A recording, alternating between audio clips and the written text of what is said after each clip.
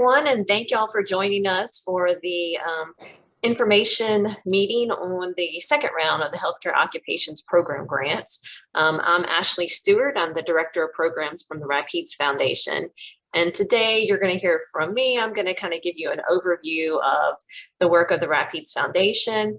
Then we're going to turn it over to Matt Laborde. He's a program officer, and he's going to cover some of the details for the Healthcare Occupations Program grant. And then Keidra Harris is also a program officer, and she's going to cover some additional details for the Healthcare Occupations Program grant. But Matt will be your contact person if you're interested in applying for a grant in the nursing area. And then Keidra will be your contact if you're interested in applying for a grant in allied health or behavioral health. We do have a pretty small group. And so, if y'all want to ask questions, definitely put them in the chat. As I told earlier that this is set up more as a meeting than a webinar, because we do want to hear from y'all and for everybody to share experiences with each other and what they've learned from each other from some of the other opportunities that we've had. So, definitely, don't hesitate to ask questions. So to kind of start out, so the Rapides Foundation serves 9 parishes in central Louisiana. Up on the screen, you should see a map of the our service area. And our mission is to improve the health status of central Louisiana. And for the Rapides Foundation, when we talk about health status, we want people to live longer, free of disease and disability. But we take a really broad approach to health, realizing that it's a lot more than access to care that impacts somebody's health outcomes. So we work in 3 focus areas: healthy communities, which our goal is to increase economic development and community engagement. Education is to increase the level of educational attainment and achievement. And our work under our Healthy People initiative is to improve access to primary and behavioral health care, and also preventative healthcare services. And I'll go into a little bit more detail on each of those focus areas. And so under healthy communities, this is where our economic development work falls.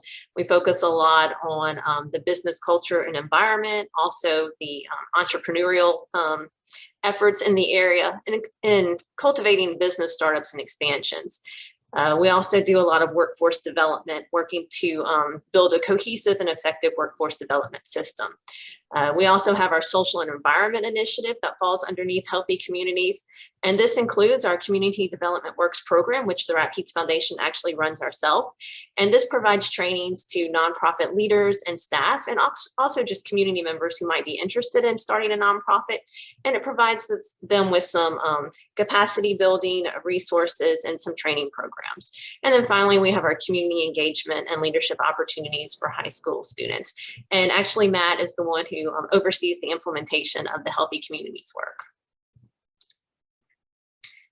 And then our second focus area is education. And actually 40% of the work that we do is in education. And so, as I said, we take a really broad approach to health, realizing that a person's level of educational attainment really has a huge impact on their health outcomes. So 40% of our efforts go into education. We work in effective schools, which effective school component addresses the K through 12 area. We work in career and post-secondary readiness, and this is pretty much everything after the 12th grade, and then also a school readiness focus. And here on the screen is just a list of different ways that we address those 3 different components. And then finally, we have our Healthy Peoples focus area, which is why we are here today. Under Healthy Peoples, we have the Healthy Behaviors Initiative, where we work on 4 behaviors. That's healthy eating, active living, substance and alcohol abuse prevention, and tobacco prevention and control. And then finally, we have Healthcare Access Initiative, which is why we're here today. So under healthcare access, we work on increasing primary care access, which includes behavioral health, expanding medication access, which we do through our CMAP program, which provides free or reduced cost medications, and then actually increasing opportunities for early cancer screenings, which is also implemented through CMAP and their cancer screening van.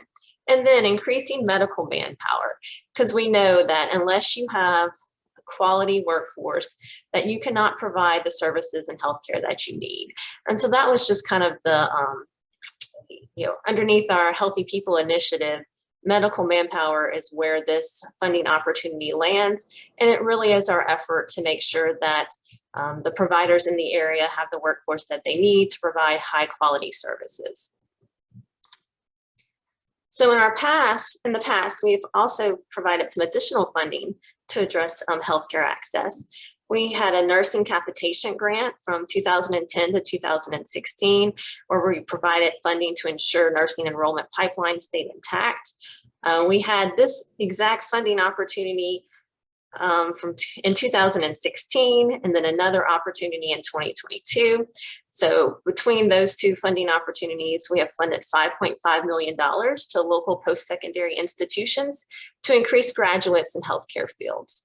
And then we also have a workforce opportunity grant. It started in 2015 and is still available for any organizations, any post-secondary organizations that are interested in participating. And it supports collaboration between industry and post-secondary institutions on short-term training for in-demand high-wage occupations. And Matt actually oversees that workforce opportunity grant funding as well. And then Kedra works in a lot of the other healthcare access initiative grant fundings. So, that kind of gives you an idea of all the work that the Rapp-Keats Foundation does, gives you a little background on our past funding in healthcare. And with that, I'm going to turn it over to Matt, and he's going to kind of dig into some of the data that led us to this particular funding opportunity, and then share with you some of the details and what are the parameters for the funding. Yeah, so like Ashley mentioned, this is actually the second round of this version of our healthcare occupations grant. And this really started back early last year, whenever we were trying to look at what does our healthcare workforce look like locally. So we decided that we were going to analyze that a little bit. So we found that on the supply side, we have about 1,700 students that are in nursing, allied, or behavioral health fields that are being produced out of our local institutions, which is fantastic. I mean, that has increased almost 44% since 2016. But one thing we found is that the demand side from our employers is still through the roof. In Q1 of 2021, there were 2,700 unique job postings for healthcare fields. We haven't updated this for 2022 yet, but I imagine that number has probably only grown now that the pandemic is still pushing along. In 2020, we had an estimated 13,000 to 14,000 jobs that were in healthcare. So we realized that not only is it a good wage for a lot of our local residents, but there's a huge sector of employment for our economy. And then looking at that long-term projection, we figured there was going to be about a 10% increase in total healthcare employment. But then they were also going to have turnover of about 1,000 openings across all healthcare occupations. And really, we think that's probably understated as well, with baby boomers that are aging out, and then burnout from the pandemic. We think those annual openings are actually going to increase. So looking at that, we realized that we have a ton of demand on the employer side, and that our training institutions are producing a lot of graduates, but there's still a pretty significant gap there. So we decided back in 2021, we were going to release the first round of healthcare occupations program grants. And then we decided that that need is still so great that we're going to release a second round of that as well. So the purpose of this whole grant, like I said, is to increase the number of healthcare graduates at the basic level of education required by employers for in-demand healthcare occupations. And those are two very bold and underlined points there that I want to reiterate. This is for the basic level of education. Now, we're not talking about basic levels of education, but that are like the basic levels for RN. We're not necessarily looking at the BSN supports if you can have an RN program in place that way. They also need to be in demand. So we have a lot of specialized healthcare fields around that are important, but they may not necessarily be classified as in demand. This is going to be a competitive grant opportunity, especially this being the second round of grant funding. We anticipate that there's going to be some more strict grading and a little bit more competitiveness for this second round. Projects need to be across 3 occupational fields: nursing, which we are throwing in all of our mid-level providers like nurse practitioners. That will include RNs and LPNs for that nursing field. And that's actually going to be the grants that I'm going to oversee. Then we're also going to release it for behavioral health. So that's LCSWs, LPCs, addiction counselors, social workers, and then allied health, like your nurse aides, your techs, your dental assistants, and things like that. And those two, the behavioral health and allied health side, is going to fall under KEDRA.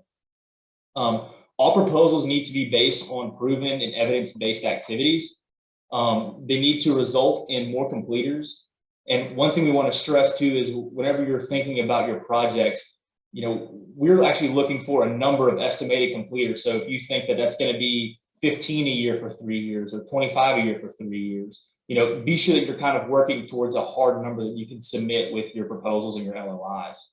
And there also needs to be demonstrated significant employer demand for these occupations that are being proposed in the proposals. So some examples of projects that we had to expand the number of students admitted into clinical courses. Retention efforts for our first round of funding, we had a lot of retention focused proposals. If you're creating a new program, either in a nursing field or allied health field or behavioral health field, those would be great projects for this. And then projects to expand availability of clinical rotations. One thing that we heard from a lot of our trained providers is that there are an increased demand for occupations, obviously, which is why we have this, but there is a limited number of clinical time slots and clinical providers here. So anything that may have a unique and kind of creative way to address that problem. Our grant awards are going to be based on impact to high demand healthcare fields and occupations. And we want to make sure that whatever asks that we get are going to be appropriate for the size student population that you're going to be impacting. So, if you're going to request some very large amount, make sure that you're impacting a substantial amount of students for that. And then one thing we always want to encourage our grantees to partner with other educational institutions to either expand accreditation platforms or expand capacity. We had a couple of consortium type of proposals in our first round that were funded that we're very excited about and glad to see that collaboration that's going on across some of our colleges. And so now I'm going to turn it over to Kedra, and she can take y'all through the eligibility requirements for the grant. So now we'll be going into the key areas that are important as you are submitting your applications. It's very important that you stay within these guidelines and requirements so you don't get points counted against you or you're automatically disqualified, since it will be a very competitive process. So we just want to make sure that your organizations are classified as a Section 501c3 tax-exempt organization or a governmental entity. No private foundations are eligible for this funding. And for the post-secondary institutions, you do have to be accredited by either the Southern Association of Colleges and School Commission on Colleges or the Accrediting Commission of Colleges of Occupational Education. The grant applicant, you must meet the following requirements. You must be a public four-year university with a campus located within the foundation service area. So those 9 parishes that Ashley went through earlier in our presentation, as well as the programming that will be going on has to be for students directly in those service areas as well. You can also be a private four-year university with a campus located within the foundation service area, or you can be a public 2-year college with a campus located within our service area.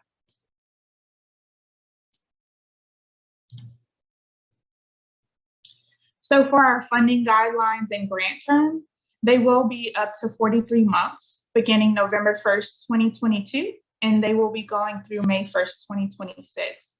Within that timeline, we do include a 7-month planning period that will occur from November 1st to 2022 to May 31st, 2023. And during that planning period, we usually like to allow you guys time to, if there's faculty positions that are having to be hired for, or different work plans, or items that need to be procured during that time, that is what that planning startup time is for. Previously, I think we've done planning periods for about 2 to 3 months. And we noticed that, it takes a little bit more time to get everybody on board and in alignment. So we definitely wanted to alter that to best compensate and accommodate everyone. We will consider multiple applications from each organization. with emphasis that they must be distinct in the project. We will not be funding for anything that has been previously funded in this first round of funding, as well as if you are submitting applications for separate occupational fields, like say if your university is wanting to submit an application for nursing as well as for behavioral health or allied health, we do ask that you submit them in separate proposals.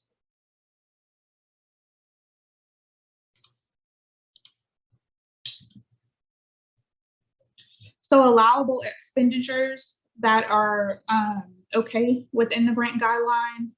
The grant funds can be utilized towards faculty and staff costs, for operating costs directly associated with the new or expanded programs, accreditation costs, training equipment, stipends for faculty taking on additional responsibilities, stipends for students.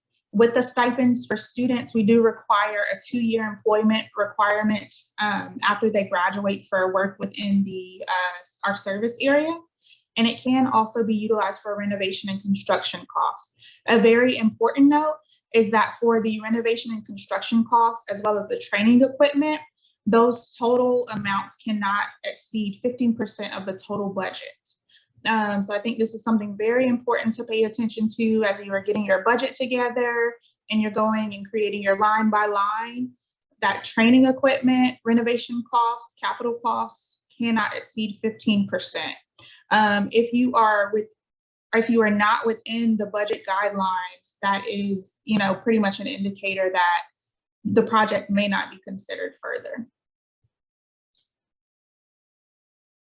So non-allowable expenditures, supplanting existing resources, lobbying or political programs or events, biomedical, clinical, or educational research, direct support to individuals or endowments, individuals including patients assistance funds, social events or fundraising efforts, projects outside of our service area, direct funding for medical or social services already funded through existing third-party reimbursement sources, operating expenses not used for significantly expanding the services of new programs or vans or vehicles. We always do encourage you pretty much as you are working through your project and drafting your LOIs, and then eventually if you move on to draft your proposals, make sure that you're kind of using the request for proposal, your RFP, as a guide.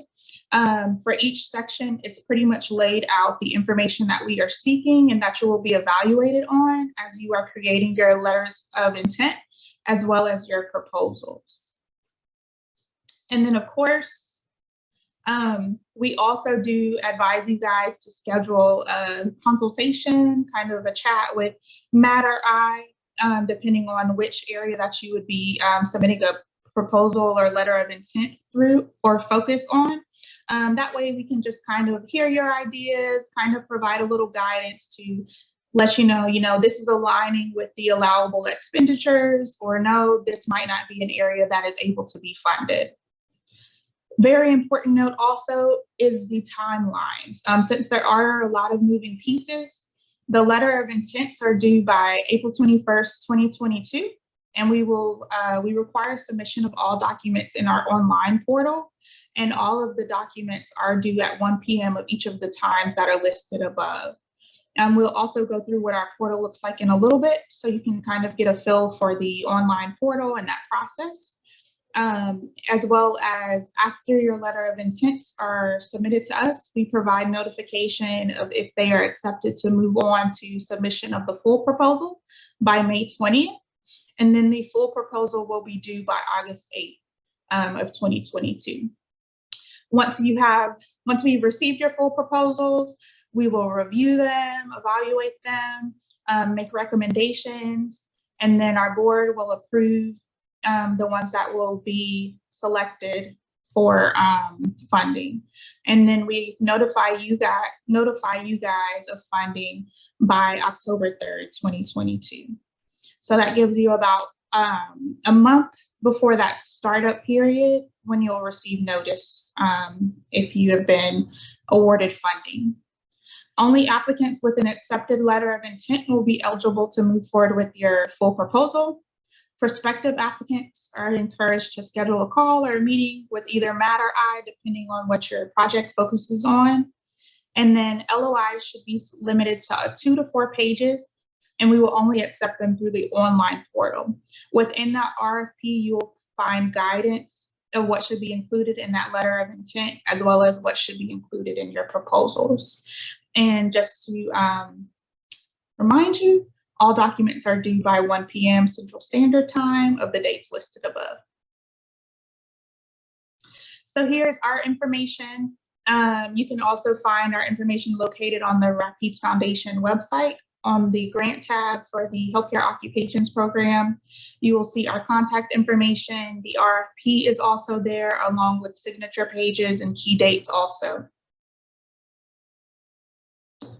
So now that we've kind of gone through the beginning of our presentation and laid out the guidelines and focus, are there any questions from anyone?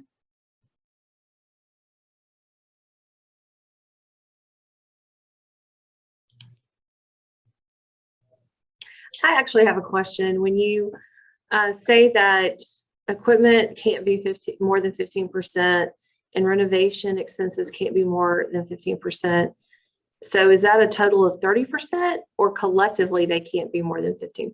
Collectively 15% of that total budget. So the equipment, renovations, all of that falls within that 15% capital max.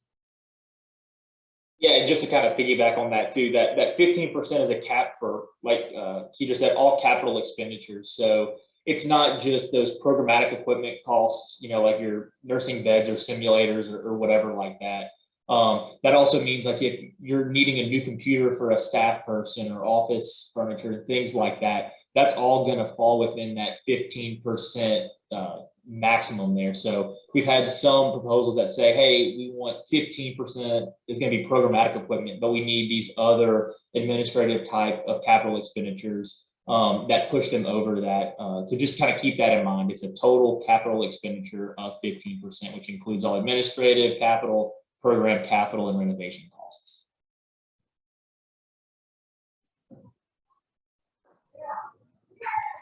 Any other questions?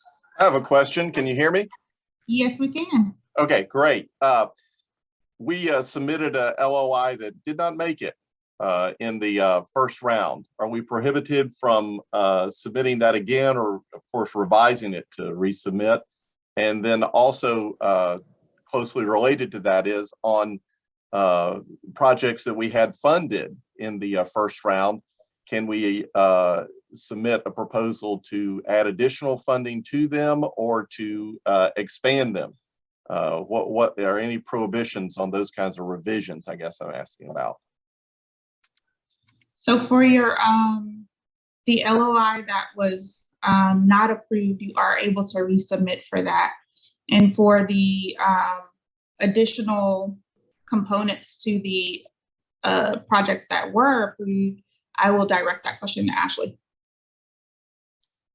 Yeah, so for if you already applied for a grant and you had received some funding for it, we will accept proposals with new strategies. But if you want to include funding to, like, implement a piece of something that you are already applied for, then no. So it needs to be a new strategy or some type of new, component to get you additional graduates or whatever that program is. So does that help? Yes, that helps a lot. So, for example, if we submitted a proposal saying, oh, we just want to add more stipends on the existing one, that won't work. But if we say, well, we have a new strategy we want to try, then that would be acceptable. Okay. Yeah. And I would say, if you're in that situation, to make sure that you do explain how it is different from what you've already submitted, how it might build on what you've already submitted, and really, how are you going to tell the difference between, like, what's working and what's not if you're throwing a whole bunch of things in there at once? Okay. And I think I know the answer to this one. We can still use the same PI people as long as it's a new program, new strategy, something like that. We're not prohibited by someone who's received funding before. No, I'd say, just watch your allocation percentages. Right. Yeah. Yeah, exactly. So, if you receive funding to help bolster, your RN program, you can still ask for supports for that program. It just needs to be clearly different than what was funded last time. I have a question. If your main campus is not located within one of those 7 parishes, but you're proposing to have a satellite location for a program, are you eligible for funds? Yes, you are eligible. It's just very important that you are showing how the funds are going to help produce graduates that are in our service area, as well as programming that is focused for our service area. Yeah, I would also say to make sure that you're partnering with other organizations, and part of the application should show that there is a need and that there aren't if there are other programs, why do you need additional ones in the area to address whatever that occupation is? Thank you. Always encouraging partnerships. Also, I want to be clear, this is an additional $3 million in this round, in addition to the $3 million that was already given out? Yeah, so actually, so the $3 million that have already been given out, I mean, that's awarded. So we can't re-award that. So actually, probably the funding for this opportunity is going to be less than $3 million. So it'll probably be around about $2 million. But I'd say definitely ask what you need for the programs for it to be a successful program.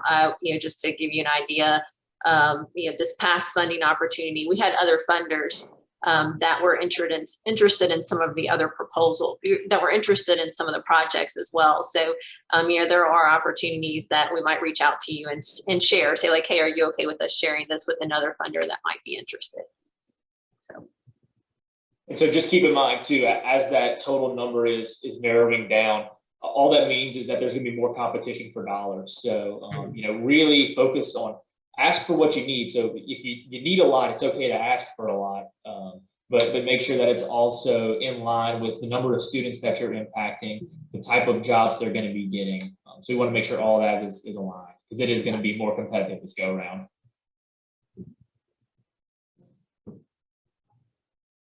All great questions.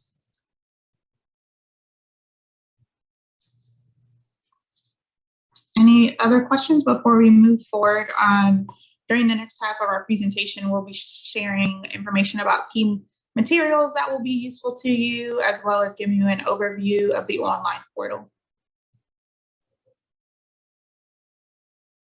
Yeah, so like you just said, we're going to go over some key materials and resources. And some of these you're going to have to use, and some of these we're going to encourage you to use, and then some are just there for your benefit if you need additional data pieces. So what you see on your screen is a screen capture of the Rapides Foundation website. So if you go to our website, you click on the Grants tab and then go to the Healthcare Occupations Program grant. It's going to take you to this page. And this is kind of like your hub for this grant. So if you look on the bottom right side, there's that key materials section. So as you're starting to go through and think about your proposals, you're going to have our actual RFP, our request for proposals document there. And that is everything you need to know about this grant, all the questions that we have, the submission process, the eligibility requirements, the funding terms and guidelines. Everything that we just went over is given in more detail in that request for proposals. So anytime you have a question, refer to that first. And then if you have any additional questions, you can reach out to either Keidra or I, depending on what proposal and what type of project you're wanting to submit. The second thing you have down there is a program signature page. And what that is whoever is the head of the institution, either the president or the chancellor, will need to actually sign off on this grant proposal. So there's a signature for them to say, yes, I reviewed, I'm giving it my blessing to go forth and be presented to the Rapides Foundation for funding. We really find that important because we want to make sure that whatever's being proposed by the different departments, does have that blessing from the chancellor or the president to make sure everything is in line. The third thing you see down there is our budget worksheet. And that will take you, it should have all auto-populating cells, but I always encourage everyone to double check all of your formulas and everything in there. But that is where you're going to give us those actual line items for costs. So you'll have, potentially personnel costs, you'll have programmatic costs, things like that. That is going to be an actual line item document that we'll need to walk through. And I do want to reiterate again, please be mindful of that 15% cap on all capital expenditures. And then in addition to the line items, we're also asking for a budget narrative. And that is where you'll be able to actually explain your line items. So if you're asking for a full-time staff position, you'll have your dollar amount that you're requesting for that staff person in the worksheet. And then in the budget narrative, you'll say, well, we need Ashley to be doing 100% of her time to this job. Here are her duties and responsibilities, and this is how much it's going to cost per year. So it kind of gives that additional detail that we can use whenever we're reading over the actual budget worksheet for that. So those are the 4 documents that you're going to have, you're going to need as a bare minimum for your proposal. Additionally, we decided we're going to try to provide some resources as well. So one thing we're really pushing is that all of these programs and projects need to be evidence-based, and they need to be in in-demand healthcare fields. So we can go to the next slide. There we go. Oh, yeah. So this is a copy of our RFP right here. That's just the first page. This is a copy of that signature page. I got a little bit ahead of myself on my slides. This is that budget worksheet. And so, yeah, so at this capital expenditures at the very bottom, that does need to be 15% of your total proposal. Hey, Matt, I want to jump in real quick if you'll go back to the budget. In-kind support is not required, but it definitely is gives you a more competitive proposal. And in that budget, you will see that there is columns for other sources and for in-kind support, and then you will have a total budget for the whole entire project. So just kind of wanted to point that out while you were there. Yep, absolutely. And then also, if you look at the very, very bottom, it's almost cut off, but there are actually 4 tabs at the bottom of this spreadsheet for year 1, 2, 3, and cumulative. We want to make sure that those are all filled out so that we can kind of, if your program is funded, we can track your actual expenses through years 1, 2, and 3 with what was proposed. And then give us kind of a total cumulative budget for the whole program in that 4th tab there. That's going to be very important to have as well. All right, and then some additional resources that we had. So like I mentioned, we want to make sure that these are going to be very in-demand programs that we're funding, that they're going to be evidence-based to it. So we pulled this data from EMSI. It's an economic modeling database that does job and wage projections. And there is a copy of this on that key materials section on the website. And so pretty much any type of occupation that is in the healthcare field should be reflected in this first column. And it's just going to take you through percent changes that we're anticipating over the next 5, 10, and 15-year proposals. It has total employment and also has anticipated annual openings. So this just helps give you some additional pieces of information that you can include in your proposal, depending on what type of programs you have and what occupations that they're building towards after graduation. Additionally, HRSA, they're the Health Resources and Services Administration. They have a ton of data on their website. You can go to this projecting health workforce supply and demand. You can literally type that into Google and it takes you to this page. And it gives you a lot of information on allied health, behavioral health, different things of that nature. So to help you kind of get some of that additional information points whenever you're building out your proposal. Some of this information is what we actually use in our health workforce analysis that we did back in 2021. Additionally, the Louisiana Workforce Commission. So, the HRSA does big national picture. And then when we go to Louisiana Workforce, we actually get some snapshots for our state. So if you go to their labor market information on the Workforce Commission website, you can actually search for short-term projections and long-term projections of your selected occupation that you're trying to enhance. And if you click on Region 6, the foundation is always funny in that we cover Central Louisiana, and depending on the program or the organization you're working with, that looks very different. So I know we have someone from Jennifer's here from BIPSI. Natchitoches isn't included in RLMA 6. They're actually in 7. So just kind of keep that in mind whenever you're looking for these projections. The region you pick on may not be specific to your campus location.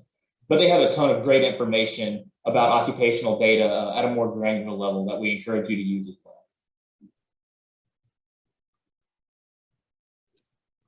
And now we'll show you what our online portal looks like when you're submitting. I would encourage each of you, I know some of you already have like your login information. That login information will not change. If you do have issues getting onto the portal, there is the password reset that you can do. If you continue to have issues, then don't hesitate to reach out to myself or our program assistant, Miss Courtney Keys, and we can help get your information reset. I would suggest going ahead and going onto the portal and setting your username and email. I would say at least a week before you're submitting your materials, just so that's not something that's hindering you once you start uploading everything and are going through the process. So this is back to that main home grant page that Matt referenced earlier. And this is where you're going to find how to get to the portal. So you have this in the red box, our submit a letter of intent, just has your reminder of the deadline.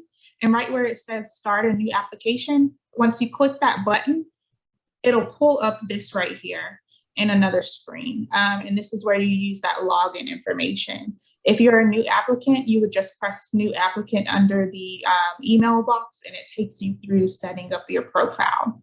Once you press log in, it'll take you to this screen and it just goes through those eligibility questions that you answer about your organization to make sure that you are qualifying for the grant funding opportunity.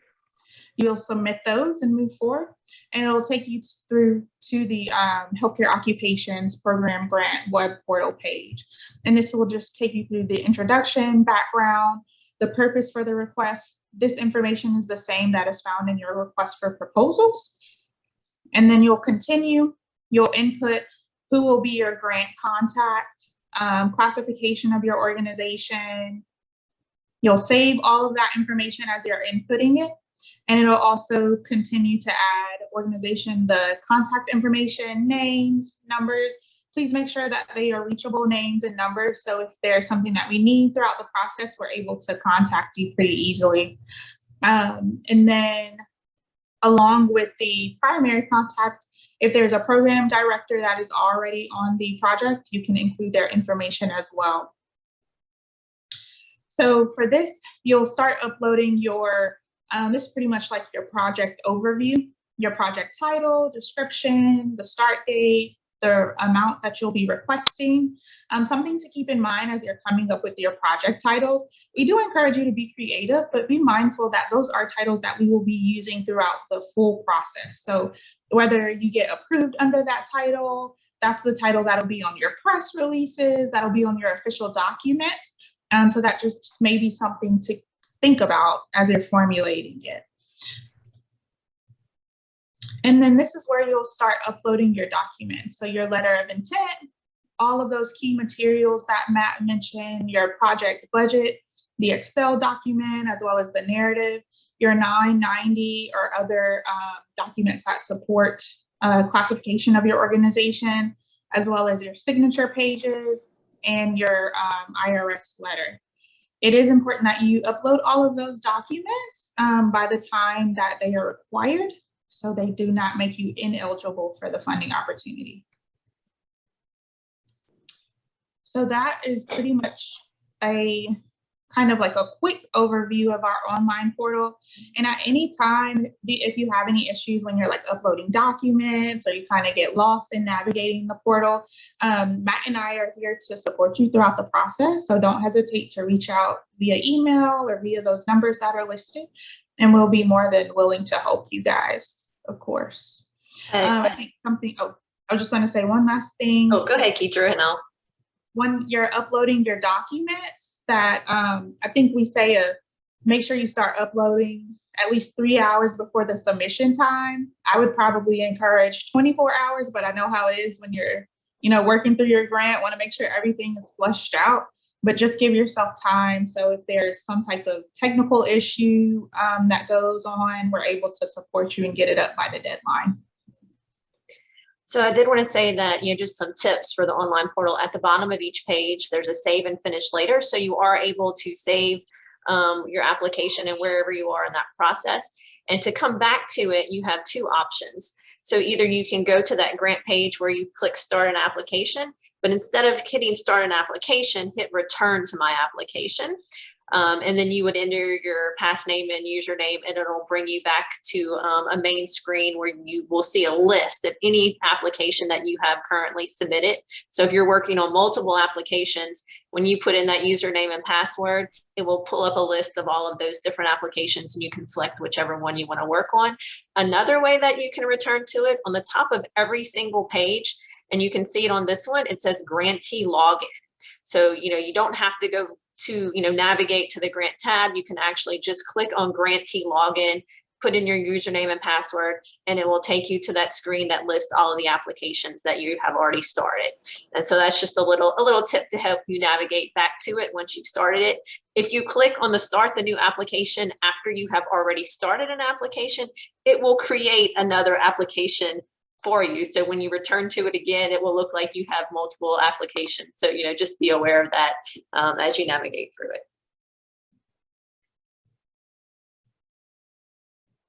So I think that's all of our information that we're presenting for you guys today, and the overview of the key materials in the portal. Any questions that have come to mind since continuing towards the second half of the presentation or since reviewing the key materials?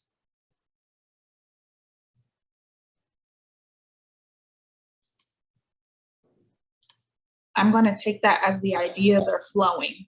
Yeah. And like we mentioned earlier, the website really is kind of where we direct everybody first for questions or anything like that. This should give you a good answer for most of your kind of very high base level questions. And then if you have any additional information needed, always reach out to me and Keith. We're happy to help. And I did want to put in a plug for another informational webinar that we have on Monday, March 14th, for the Future of Healthcare funding opportunity. That's another opportunity that we have. It's a brand new opportunity that's looking at working on K-12 strategies to develop a pool of students interested in the healthcare workforce and academically prepared for those post-secondary training programs. And so you can also find information about that funding opportunity on the Rapides Foundation's grant tab, and just look for Future of Healthcare. And you'll be able to find the information on that. But yeah, definitely, if you're not already registered for that informational webinar on Monday, it's at 1 o'clock. We'd love to see everyone there as well. I just put the link to register in the chat for anybody who needs some quick access.